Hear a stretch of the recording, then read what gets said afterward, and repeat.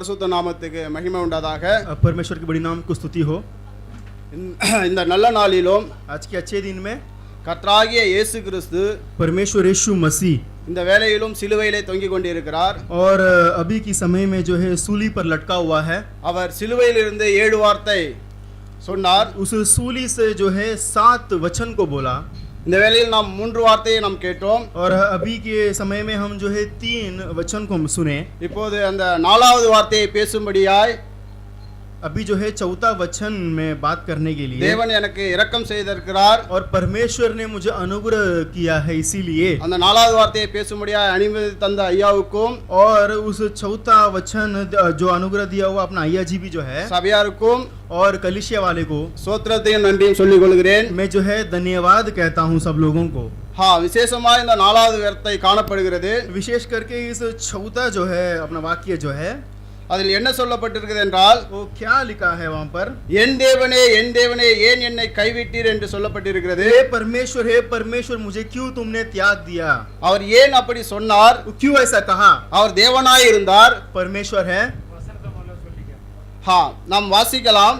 हम पढ़ सकते हैं மார்க் 15ஆம் அதிகாரம் मार्कुस 15 34வது வசனம். 34वां अध्याय. 9ஆம் மணி நேரத்திலே இயேசு எலோயி எலோயி லாமா சபக்தானி என்று மிகுந்த சத்தமாய் கூப்பிட்டார். அதற்கு என் தேவனே ஏன் என்னை கைவிட்டீர் என்று அர்த்தமாம். மார்க் 15ஆம் அதிகாரம் मार्कुस लिखा हुआ सुसमाचार की किताब 15वां अध्याय வசனம். 34वां अध्याय. 9ஆம் மணி நேரத்தில் இயேசு ஏலோயி ஏலோயி லாபா சபக்தானி என்று மிகுந்த சத்தமிட்டு கூப்பிட்டார். அதற்கு என் தேவனே ஏன் என்னை கைவிட்டீர் என்று अर्थमाम என்று எழுதப்பட்டிருக்கிறது. तीसरे पहर यीशु के बड़े शब्द से पुकार कर कहा, एलोही एलोही लामा शबक्तानी, जिसका अर्थ यह है, हे मेरे परमेश्वर तूने मुझे क्यों छोड़ दिया. அப்படியே நாம் வாசிக்கிறோம். वैसे हम पढ़ते हैं மத்தேயு 27ஆம் அதிகாரம் मत्ती 27वां अध्याय 45வது 46வது வசனங்களில் 45-46 में पढ़ते हैं. வாசிக்கலாம், पढ़ सकते हैं.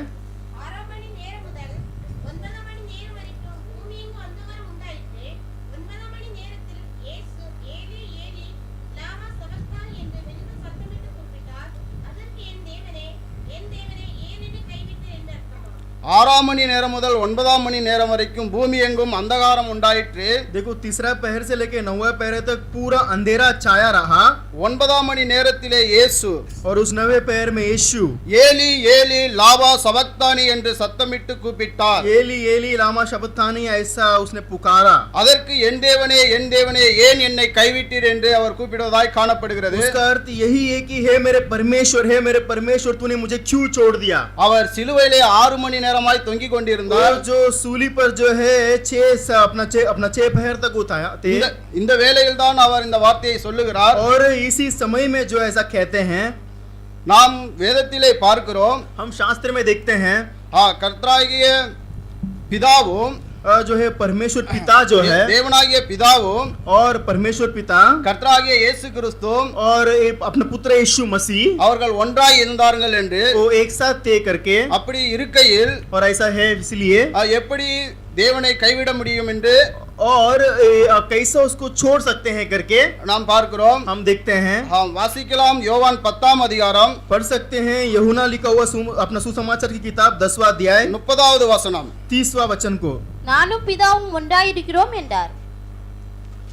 நானும் பிதாவும் ஒன்றாய் இருக்கிறோம், मैं और पिता एक है करके लिखा है. அப்படியே நாம் ஆரம்ப காலத்திலிருந்து பார்க்கும் பொழுது, इसीलिए जब हम पहले से जब भी देखते हैं, தேவனாகிய கர்த்தர் இந்த உலகத்தை உருவாக்கின போதும், और परमेश्वर जब भी इस पृथ्वी की जब सृष्टि जब भी किया, பிதா குமாரன் பரிசுத்தாவி மூவரும் ஒன்றாய் இருந்தார்கள் என்றும், पिता पुत्र पवित्र आत्मा तीनों एक साथ तय करके, இவர்கள் மூவரும் பிரிக்க முடியாத ஒரு கிறிஸ்துவத்தில் இருந்தார்கள் என்றும், ये तीनों को कोई भी अलग नहीं कर सकते हैं, एक साथ तय करके लिखा है. நாம் வேதத்திலே பார்க்கிறோம். हम ऐसा शास्त्र में देखते हैं. இந்த சூழ்நிலையிலே कौन सा भी स्थिति में இயேசுவானவர் சொல்லுகிறார், यीशु यही कहता है, என் தேவனே ஏன் என்னை கைவிட்டீர் என்று. हे मेरे परमेश्वर तुमने मुझे क्यों छोड़ दिया. அவர் கைவிடப்படும்படியான சூழ்நிலை என்ன நடந்தது என்று நாம் பார்க்கும் பொழுது, छोड़ दिया हुआ समय क्या हुआ.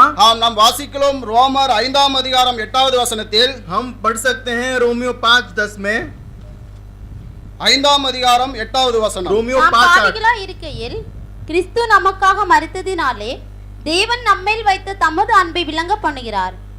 நாம் பாவிகளாய் இருக்கையில் हम जो है पापी थे इसीलिए கிறிஸ்து நமக்காக மரித்ததினாலே और यीशु हमारे लिए मरा इसी தேவன் நம்மேல் வைத்த அன்பு और परमेश्वर हमके ऊपर जो प्रेम जो किया है அவர் அந்த இடத்தில் நம்மை விளங்க பண்ணும்படியாக செய்கிறார். और उस समय में जो है हमको प्रकट हुआ करके देखते हैं. நாம் பாவியாய் இருக்கையில் हम जो है पापी थे கிறிஸ்து அங்கே நமக்காக தொங்கப்படுகிறார். और मसीह जो है हमारे लिए उस दिन सूली पर जो है लटका हुआ है. நம்முடைய பாவங்களும் மீறுதல்களும் அவர் மேல் சுமத்தப்படுகிறதாய் காணப்படுகிறது. हमारे सब पापों जो है उसके ऊपर जो है डाल दिया गया है. நாம் பிதாவானவர் हमारे पिता जो है அளவுக்கு அதிகமான அன்பு நம்மேல் வைத்திருக்கிறார் என்று காணப்படுகிறது. हद से ज्यादा जो है हमसे प्रेम करते हैं.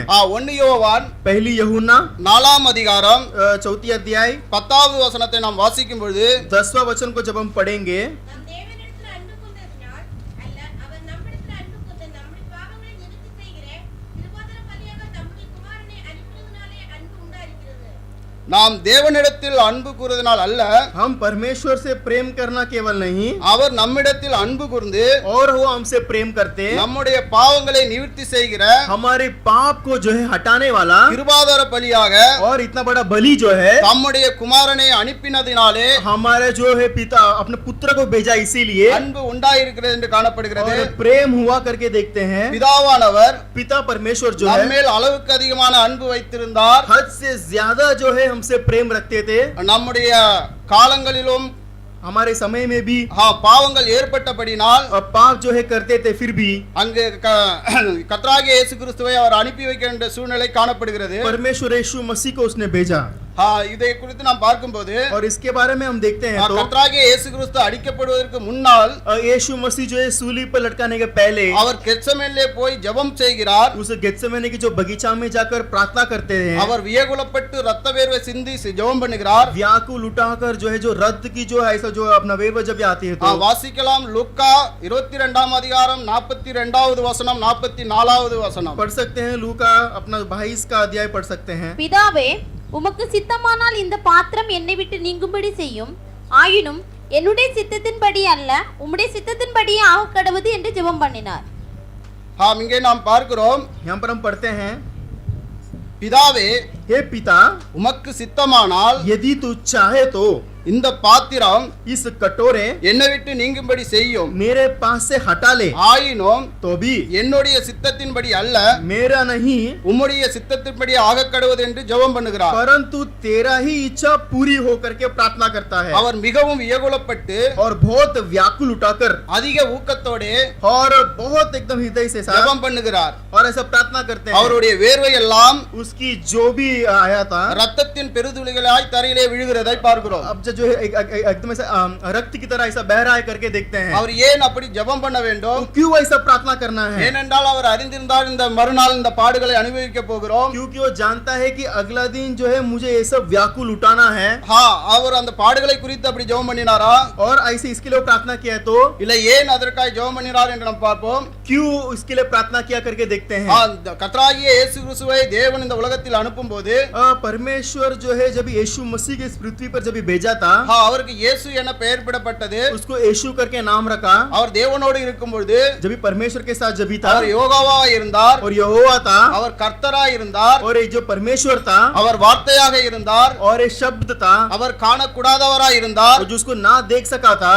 ஆனாலும் लेकिन அவர் மாம்சத்திலே வெளிப்பட்ட போது लेकिन जब भी शारीरिक ஒரு रीति से மனிதனை जब போல प्रकट हुआ அவர் காணப்பட்டார். वो वैसे एक इंसान की तरह दिखाई दिया. அவர் இந்த உலகத்தில் வரும்போது इस जब भी दुनिया में जब भी आया பாவ மாம்ச சாயலிலே जो भी पाप की जो मांस में था இந்த वो உலகத்துக்கு அவர் அனுப்பப்பட்டார். इस जो है इस दुनिया में भेजा गया. வாசிக்கலாம். ரோமர் 8ஆம் அதிகாரம் पढ़ सकते हैं रोमियो 8 3வது வசனம். तीसरा वचन को. रोमियो 8:3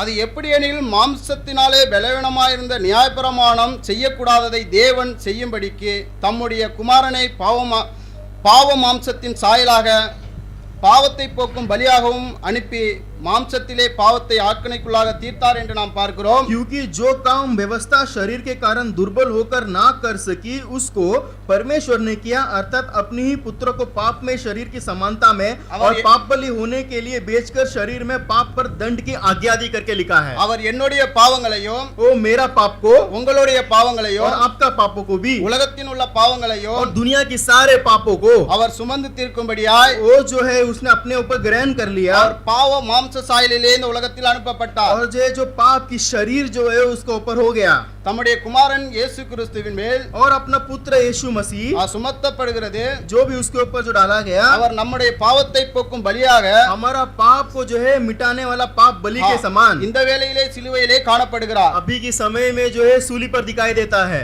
யோவான் 1:29 சொல்லப்படுவது यूहन्ना 1:29 में ऐसा लिखा है 20 மறுநாளிலே யோவான் இயேசு தன்னிடத்தில் பெறப்பட்டு, இதோ உலகத்தின் பாவத்தை சுமந்து தீர்க்கிற தேவ ஆட்டுக்குட்டி. மறுநாளிலே யோவான் இயேசுவை தன்னிடத்தில் வர கண்டு दूसरे दिन उसने यीशु को अपने पास आने जब आ रहा था உலகத்தின் பாவத்தை சுமந்து தீர்க்கிற தேவ ஆட்டுக்குட்டி என்று சொல்லப்படுகிறது. देखो यह परमेश्वर की मेमना जो जगत का पाप उठा ले जाता है करके लिखा है। அவர் முழுமையாய் இந்த உலகத்தின் பாவத்தை சுமந்து தீர்க்கிற ஆட்டுக்குட்டியாய் காணப்படுகிறார். जो है एक मेमना के समान एक दिखाई पड़ता है। இந்த சூழ்நிலையில் அவர் ஏன் என் தேவனே ஏன் என்னை கைவிட்டீர் என்று சொல்ல வேண்டும். और इस स्थिति में यीशु मसीह क्यों कहना है ये मेरे परमेश्वर तूने मुझे क्यों छोड़ दिया है? ஏனென்றால் அவர் பாவம் செய்யாதவர், क्योंकि वो जो है पाप नहीं किया। அவர் பாவத்தை பாராத சுத்த கண்ணர், क्योंकि वो पाप को नहीं देखा। அவர் மனிதனாய் இருந்தாலும் वो जो है इंसान था, அவர் தேவனுக்கு பிரியமானதை செய்து கொண்டிருந்தார். परमेश्वर का प्रिय था, அவர் எப்பொழுதும் அவர் பரிசுத்தமாய் இருந்தார். वो हमेशा जो है पवित्र था। ஆனாலும் அவர் அந்த வேளையில் பாவமாக்கப்பட்டு கொண்டிருக்கிறார். लेकिन उस समय में उसके अंदर जो है पाप। 2 கொரிந்தியர் दूसरी कोरिन्थियों 5வது அதிகாரம் 5वां अध्याय 21வது வசனம் 21वां वचन को படிக்கலாம். நாம் அவருக்குள் தேவனுடைய நீதியாகும்படிக்கு பாவம் அறியாத அவரை நமக்காக பாவமாக்கினார். நாம் அவருக்குள் தேவனுடைய நீதியாக்கும்படி பாவம் அறியாத அவரை நமக்காக பாவமாக்கினார். जो पाप नहीं जानता है उसको हमने पापी बनाया करके लिखा है। நமக்காக அவர் அந்த வேளையில் பாவமாக்கப்பட்டார். हमारे लिए उस समय में जो है पापी बनाया गया। அப்படியே அவர் நம்முடைய பாடுகளை और ஏற்றுக்கொண்டார். वैसे ही हमारे सब दुखों को उसने सह लिया। நம்முடைய துக்கங்களை அவர் சுமந்தார். पूरा दुख को उसने सह लिया। நம்முடைய அக்கிரமங்களை எல்லாம் அவர் ஏற்றுக்கொண்டார். हमारी जो भी अपने सारी जो गलती को उसने ले लिया। வாசிக்கலாம் ஏசாயா 53வது அதிகாரம் पढ़ सकते हैं ऐसा 53 4, 5, 6 வசனங்களை படிக்கலாம். 4, 5, 6 को पढ़ सकते हैं। மெய்யாகவே அவர் நம்முடைய பாடுகளை ஏற்றுக்கொண்டு நம்முடைய துக்கங்களை சுமந்தார். நாமோ அவர் தேவனால் அடிபட்டு வாதிக்கப்பட்டு சிறுமைப்பட்டவர் என்று எண்ணினோம். நம்முடைய மீறல் நிமித்தம் அவர் காயப்பட்டு நம்முடைய அக்கிரமங்கள் நிமித்தம் அவர் நொறுக்கப்பட்டார். நமக்கு சமாதானத்தை உண்டு பண்ணும் ஆக்கினை அவர் மேல் வந்தது. அவருடைய தடும்புகளால் குணமாகிறோம். நாம் எல்லாரும் ஆடுகளைப் போல வழி தப்பி திரிந்து அவனவன் தன் தன் வழியிலே போனோம். கர்த்தரோ நம் எல்லாருடைய அக்கிரமத்தையும் அவர் மேல் விழப்பண்ணினார். அவர் நெருக்கப்பட்டும் ஒடுக்கப்பட்டும் இருந்தார், ஆனாலும் தம்முடைய வாயை அவர் திறக்கவில்லை. மெய்யாகவே அவர் நம்முடைய பாடுகளை ஏற்றுக்கொண்டார் என்று எழுதப்பட்டிருக்கிறது. सचमुच जो है हमारी दुखों को उसने उठा लिया। சிலுவையிலே மெய்யாகவே நம்முடைய பாடுகளை இந்த வேளையில் அவர் ஏற்றுக்கொண்டு காணப்படுகிறார். और सूली पर जो है सचमुच अपने दुखों को जो है उसने उठा लिया। நம்முடைய துக்கங்களை அவர் சுமந்தார் என்று காணப்படுகிறது. अपना दुख को उसने उठाया करके देखते हैं। இந்த வேளையிலும் நம்முடைய துக்கங்களை எல்லாம் அவர் சுமந்து காணப்படுகிறார். और हमारा दुख पूरा उसने उठा लिया। நாமோ लेकिन हम அவர் தேவனால் அடிபட்டு வாதிக்கப்பட்டு சிறுமைப்பட்டவர் என்று எண்ணினோம். और परमेश्वर जैसा मारा गया घड़ा ऐसा हम देखते हैं। ஆனாலும் நம்முடைய மீறுதலின் நிமித்தம் அவர் காயப்பட்டு, लेकिन हमारे अधर्म के अपना जो हिसाब से उसने ऐसा कहा गया। நம்முடைய அக்கிரம நிமித்தம் அவர் நொறுக்கப்பட்டார். अपना जो है अधर्म के कारण टूटा गया। நமக்கு சமாதானத்தை உண்டு பண்ணும் ஆக்கினை हमको शांति देने के लिए அவர் மேல் வந்ததாய் காணப்படுகிறது. और उसके ऊपर आया करके आया दिखा அவருடைய है। தழும்புகளால் நாம் குணமாகுகிறோம். उसकी सारी चोटों से जो है हम शुद्ध पाए हैं। கர்த்தரோ நம் எல்லாருடைய அக்கிரமத்தையும் அவர் மேல் விழப்பண்ணினார் என்று காணப்படுகிறது. और जो सारी अकर्म जो है उसके ऊपर अपना लिया करके देखते हैं। நம்முடைய வாழ்க்கையில் நாம் செய்கிற அக்கிரமங்கள் எல்லாம் அவர் மேல் காணப்படுகிறது. और जो भी है उसकी सारे अकर्म जो है पूरा अपना अकर्म जो है उसके ऊपर अपना लिया करके देखते हैं। அக்கிரமம் என்றால் என்ன? जो अधर्म का मतलब क्या है? ஒழுங்கும் கிராமம் என்று ஐயா அடிக்கடி சொல்வார்கள். जो अय्या जी बोलते हैं तो एकदम ठीक और जो सीधा, நமக்கப்பட்ட ஒரு கிராமம் என்று இருக்கிறது. और हमको जो एक कराई मार्ग हम जो अपने लिए है, அந்த கிராமத்துக்கு மாறாய் நம்ம செய்யப்படுவது எல்லாமே அக்கிரமம் என்று சொல்லப்படுகிறது. जो भी हम ठीक नहीं करते हैं वो अधर्म के वो जो स्थिति जो अपना दिखाई पड़ती है. நம் தேவாலயத்தில் ஞாயிற்றுக்கிழமை தோறும் வர வேண்டும் என்று ஒரு கிராமம், और जो है उसके बाद ऐसा आना है करके ऐसे क्रम देखते हैं. ஆனாலும் அந்த ஞாயிற்றுக்கிழமை நாம் வரவில்லை என்றால் அது ஒரு அக்கிரமம் தான். लेकिन उस रविवार हम नहीं आए तो एक अकर्म की एक अपना एक स्थिति है. நாம் தசம்பாகம் கொடுக்க வேண்டும் என்பது ஒரு கிராமம். जब भी हम जो है दशांशम देना है एक न्याय ऐसे एक नियम अपना अपन को है. அது கொடுக்கவில்லை என்றாலும் அது அக்கிரம் தான். अगर वो नहीं दिया तो हमारे लिए जो है जो भलाई नहीं है.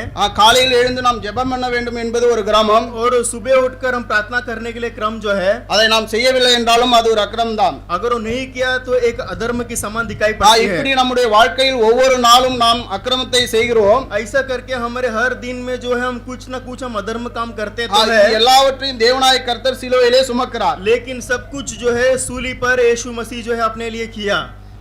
இந்த வேளையிலே लेकिन इस समय में அவரை அடித்தார்கள், उसको मारा गया, அவருடைய கை கால்களில் ஆணி அறைந்தார்கள், उसके हाथ और पैरों में जो है अपना डाला, அவர் தலையிலே முள்முடியை சுழந்தார்கள், उसकी जो है सिर में जो है जो मुकुट जो डाला, அவருக்கு காடியை கொடுத்தார்கள், और उसको जो ऐसा अपना काड़ी उसको दिया. அவரை அடித்த அடியிலே அவருடைய சதைகள் எல்லாம் பிரிந்து போனது. उसको मारा और उसकी शरीर पूरा जो टुकड़ा टुकड़ा हो गया. அவர் உடல் முழுவதும் ரத்தம் தார் தாராய் ஓடியது. और जो है पूरा जो है लहू के समान पूरा गया. இது மத்தியிலும் அவர் என் தேவனே என் தேவனே என்று அவர் கூப்பிடவில்லை. और इसके मध्य में हे मेरे परमेश्वर हे मेरे परमेश्वर, ஆனாலும் அவர் முழுமையாய் பாவமாகினார். लेकिन जो है पूरी रीति से पाप हो गया. 9ஆம் மணி நேரத்திலே 9 पैर में अंधகாரம் உண்டாயிற்று. अंधियारा छा गया था. அவர் முழுமையாய் பாவமாக்கப்படுகிறார். जो पूरी रीति से पाप हो गया था. அவர் உண்டாக்கின சூரியனே அவரை பார்க்க முடியாத சூழ்நிலையில் अंधகாரம் உண்டாகிறது. जो सूर्य को बनाया वही खुद उसको नहीं देख पा रहा था. परम पिता परम पिता जो है, பாவத்தை பாராத பரிசுத்த கண்ணர், जो पाप को नहीं देखा हुआ परमेश्वर, அந்த வேளையிலே उस समय में கர்த்தராகிய இயேசு கிறிஸ்துவை परमेश्वर यीशु मसीह சிலுவையிலே பார்க்க முடியாத ஒரு சூழ்நிலை ஏற்படுகிறது. सूली पर नहीं देख पा रहा था. அவர் எப்பொழுதும் தேவனுடைய முகத்தை தரிசிக்கிறவராய் இருந்தார் என்றும், हमेशा जो है पिता परमेश्वर को जो दर्शन किया हुआ, அவர் எப்பொழுதும் தேவனுடைய சித்தத்தை செய்கிறவராய் இருந்தார் என்றும், हमेशा जो है परमेश्वर की इच्छा करने वाला, அவர் என்னை விட்டு விலகுவதும் இல்லை, वो मेरे को कभी ना छोड़ेगा, என்னை கைவிடுவதும் இல்லை என்றும், ना मुझे कभी त्यागेगा, அவர் अनेक இடத்தில் சொல்வதாய் காணப்படுகிறார். ऐसा अनेक स्थिति पे कहता है, நான் என் பிதாவின் சித்தத்தை செய்கிறேன் என்றும், मैं मेरा जो है पिता का जो है स्थिति जो उसका जो उसकी इच्छा पूरा करने इस दुनिया पर आया करके, பிதாவின் நேரம் வரும்போது இந்த காரியம் நடக்கும் என்றும், जब भी पिता का जब भी समय आएगा ये सब काम होगा करके अनेक முறை நாம் பார்க்கிறோம் அவர் ஒன்றாய் பிதாவோடு இருந்தவர் என்று. बहुत सारे स्थिति में हम देखते हैं कि वो हमेशा परमेश्वर के एक साथ था. ஆனாலும் இந்த வேளையிலே, लेकिन इस समय में உங்களுடைய பாவங்களும் आपके पाप, என்னுடைய பாவங்களும், हमारा भी पाप, இந்த உலகத்தின் பாவங்களும், और पूरी संसार के पाप जो है, வரப்போத சந்ததிகளின் பாவங்களையும், और जो आने वाले संतान के पापों भी கர்த்தராகிய இயேசு கிறிஸ்து சிலுவையில் சுமந்து காணப்படுகிறார். और परमेश्वर यीशु मसीह जो है सूली पर अपने लिए पाप उठा रहा है. இந்த வேளையிலே उस समय में भी பிதாவானவர் அவருடைய முகத்தை மறைக்கிறார். पिता परमेश्वर अपने चेहरे को छिपाता है. இந்த சூழ்நிலையில் தான் தேவனாகிய கர்த்தர், और इस समय में जो है परमेश्वर கர்த்தராகிய இயேசு கிறிஸ்து சொல்லுகிறார், यीशु मसीह ऐसे ही कहता है, என் தேவனே என் தேவனே, हे मेरे परमेश्वर हे मेरे परमेश्वर, ஏன் என்னை கைவிட்டீர் என்று. तूने मुझे क्यों छोड़ दिया. நாமும் हम भी நம்முடைய வாழ்க்கையில் हमारा जो जिंदगी में பாவமற்றவர்களாய் வாழும்பொழுது पाप के बिना जब हम जीते हैं तो பிதாவின் முகத்தை எப்பொழுதும் நாம் பார்க்க முடியும். हम पिता का जो है चेहरा हम हमेशा देखेंगे.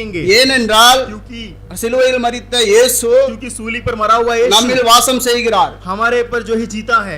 இயேசுவானவர் பிதாவின் முகத்தை எப்பொழுதும் பார்த்து கொண்டவராய் இருந்தது போல यीशु मसीह जो है हमेशा पिता की चेहरा देखता है. तो நாமும் நம்முடைய வாழ்க்கையில் हम भी अपनी जिंदगी में பரிசுத்தம் உள்ளவர்களாய், हम जो एकदम पवित्र से தேவனுக்கு பிரியமுள்ளவர்களாய் காணப்படும் பொழுது, और परमेश्वर के प्रिय जब हम जीते हैं तो எப்பொழுதும் பிதாவின் முகத்தை நாம் பார்க்க முடியும். हम हमेशा जो है प्रभु की चेहरा को हम देखना है.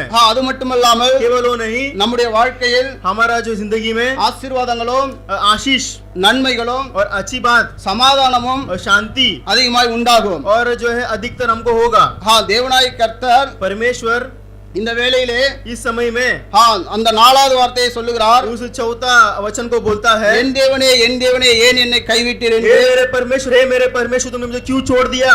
நாம் அப்படி சொல்லி கூப்பிட உடைய சூழ்நிலையில் இருந்தோம். हम भी ऐसा जो है बुलाने का ऐसा पुकार में जब भी थे, நமக்காக சிலுவையில் அந்த வார்த்தையை அவர் சொல்லி இருக்கிறார். हमारे लिए प्रभु यीशु मसीह सूली पर ऐसा वचन कहता है, நம்முடைய பாவங்களை அவரே சுமந்திருக்கிறார். हमारा जो है पूरा पाप उसने अपने ऊपर उठा लिया, நம்மளுடைய துக்கங்களை எல்லாம் ஏற்றுக்கொண்டிருக்கிறார். हमारी पूरा दुख उसने अपने ऊपर सहन कर लिया, நமக்காய் அடிக்கப்பட்டிருக்கிறார், நொறுக்கப்பட்டிருக்கிறார், हमारे लिए मारा गया. இந்த வார்த்தையில் நாம் பார்க்கும் பொழுது जब इस वचन को जब देखते हैं तो பிதாவாகிய தேவன் पिता परमेश्वर நம்மேல் மிகுந்த அன்பு வைத்திருக்கிறார் என்று நாம் உணர முடிகிறது. और हमारे साथ बहुत प्रेम करता है करके दिखाई देता है. இது அதனால் மட்டும்தான் केवल उसी के कारण தம்முடைய குமாரனையே अपना जो है पुत्र को இந்த உலகத்தில் பாவசாயலாக அனுப்பினார். इस जो है पृथ्वी पर उसने நம்முடைய भेजा, பாவங்கள் எல்லாம் அவர் மேல் சுமத்தி हमारा सारे पाप जो है उसने उठा लिया அதையெல்லாம் நிவர்த்தி செய்து और पूरा बलि देकर இந்த நாட்களில் நாம் ரட்சிக்கப்படவும் और आज के दिन हम उद्धार पाए हैं, நீதிமானாக காணப்படவும் नीतिमान हैं தேவநாயகர் மிகுந்த அன்பு வைக்கிறார். और परमेश्वर हमसे बहुत प्रेम இரண்டாவதாய் करते நாம் हैं. பார்க்கும்போது दूसरी बात हम देखते हैं तो நாம் அவருக்கு நேராய் காணப்பட வேண்டும். हम जो है उनकी जो सीधा हम दिखाई देना है, பாவமற்ற வாழ்க்கை வாழ வேண்டும். बिना पाप की जिंदगी हम बिताना है, ஏனென்றால் அவர் பாவத்தை பாராத தேவனாய் இருக்கிறார். क्योंकि वो पाप को नहीं देखा हुआ परमेश्वर है. நம்முடைய வாழ்க்கையில் நாம் பரிசுத்தமாய் காணப்பட வேண்டும் என்று சொல்கிறார். हमारा जिंदगी हम जो है पवित्र जिंदगी हम बिताना है. இந்த வார்த்தையை நாம் கேட்டு और इस वचन को हम देखकर நாம் தேவனுக்குள்ளாய் காணப்படுவோமாக. हम जो है परमेश्वर के अंदर हम रहें. கர்த்தர் இந்த வாசல்களை ஆசீர்வதிப்பார். परमेश्वर इस वचन को आशीष करेगा. Hallelujah hallelujah